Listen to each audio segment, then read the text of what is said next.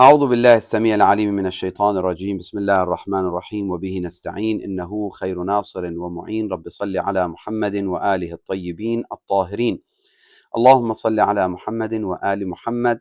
Notre échange concernant le discours de Imam Amir al-Mu'minin lorsqu'il décrit les pieux, la dernière fois, ça fait quand même longtemps, mais on est arrivé à ce point, وَلَا يَدْخُلُ فِي الْبَاطِلِ وَلَا يَخْرُجُ مِنَ الْحَقِّ.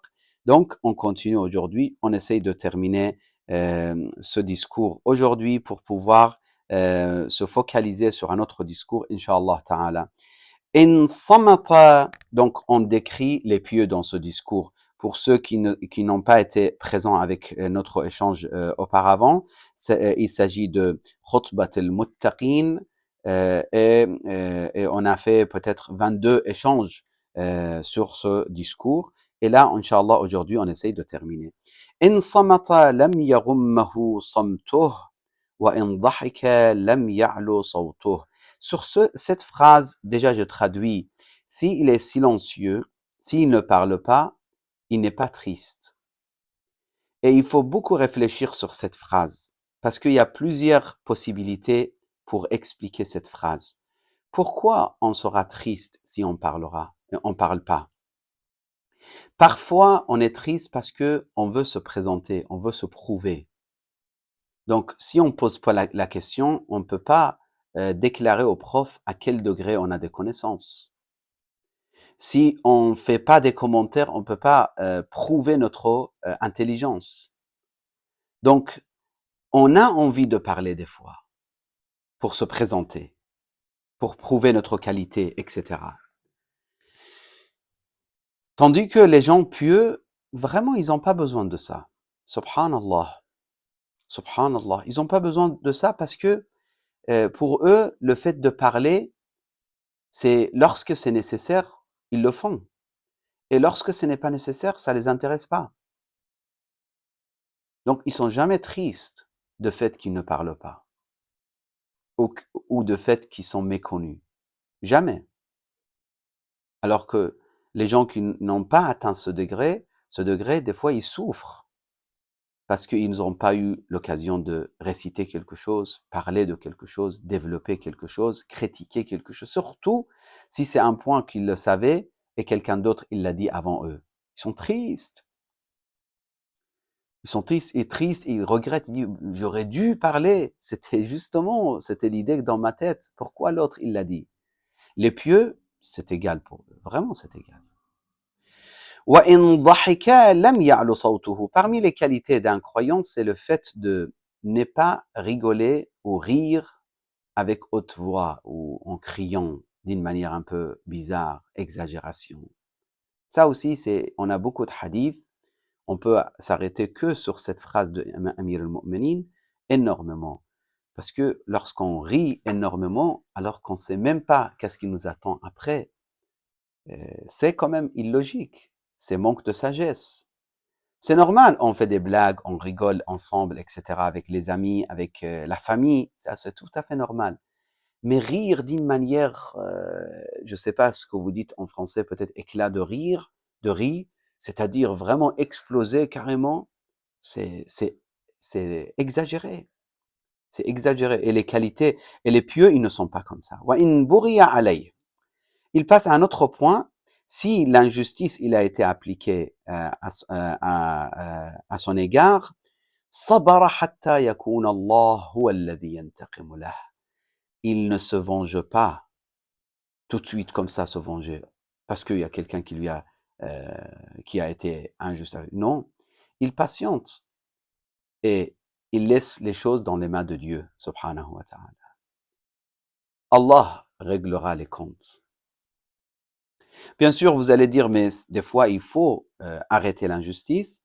C'est pour ça, je vous dis, ce discours mérite, chaque phrase mérite carrément une quarantaine de minutes de discussion. Que cette phrase, pour savoir quand est-ce qu'il faut s'arrêter, quand est-ce qu'il faut répondre, quand est-ce qu'il faut se défendre, quand est-ce qu'il faut laisser, tout ça. Par exemple, je donne un exemple rapide.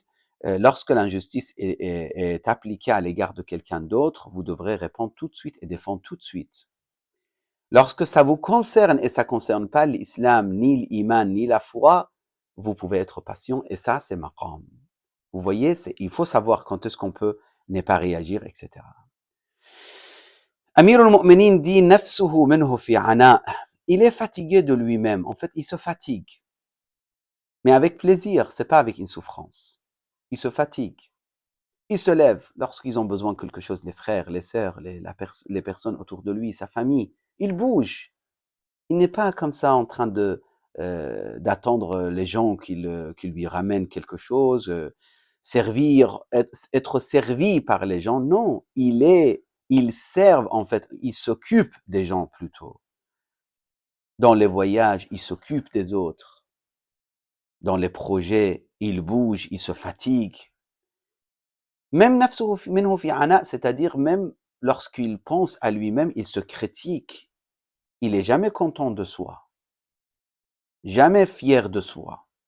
Oui, il remercie Dieu pour ne pas avoir de pression. Non plus, il faut pas être dépressif, mais il n'est jamais en train de dire oui, je suis parfait, c'est très bien, je suis bien, etc. Alors, il se fatigue, mais les gens, ils sont contents. Vous savez, des fois, on voyage avec des gens, on a envie de revoyager avec eux parce qu'ils sont très, très agréables.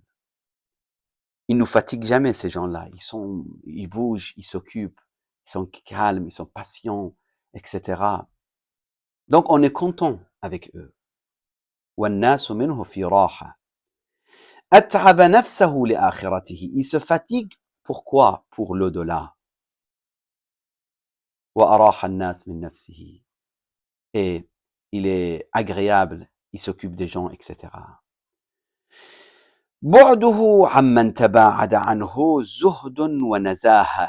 Donc, lorsqu'il s'éloigne de certains gens dans la communauté, c'est par ascétisme et pureté de l'âme. Je vous explique qu'est-ce que ça veut dire. Avec mes modestes connaissances, on va réfléchir sur cette phrase. وَدُنُوُّهُ مِمَّنْ دَنَا مِنْهُ لِينٌ وَرَحْمَةٌ. Et s'il s'approche de quelqu'un, c'est pour s'occuper de lui et pour avoir la miséricorde de Dieu envers lui.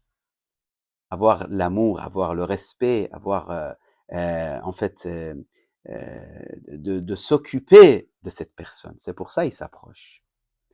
Vous savez, cette phrase, c'est très, très précieux. Très, très important comme point. Il dit, il s'éloigne des gens, c'est pas par orgueil. Plutôt, c'est un riche, tout le monde le colle, tout le monde court après lui. Les pieux, ils ne courent pas après lui. Et si quelqu'un, il est faible et qu'il a besoin de l'aide, c'est là qui s'approchent les imams et les pieux, les hommes pieux. C'est pour ça il dit il ne s'éloigne jamais de quelqu'un par orgueil et par le fait qu'il se considère supérieur. Non. S'il s'éloigne, c'est par ascétisme, par zuhd et nazaha, pureté de l'âme. Il voit que cette personne, il va traduire mal si je m'approche de lui. Et sur ce point, je me dis, Inch'Allah, je dois prendre en considération toute ma vie, Inch'Allah, j'ai besoin de votre dua, donc je m'adresse à moi-même et je m'adresse à vous.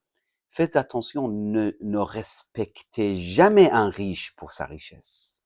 On a des hadiths, celui qui respecte un riche pour sa richesse, il a perdu une bonne partie de sa foi.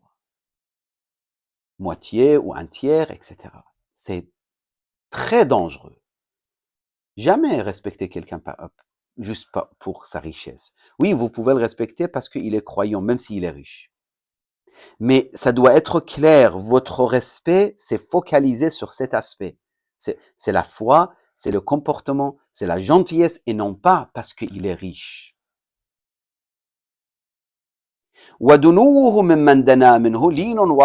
S'il s'approche, c'est parce que il veut aider, il veut s'occuper.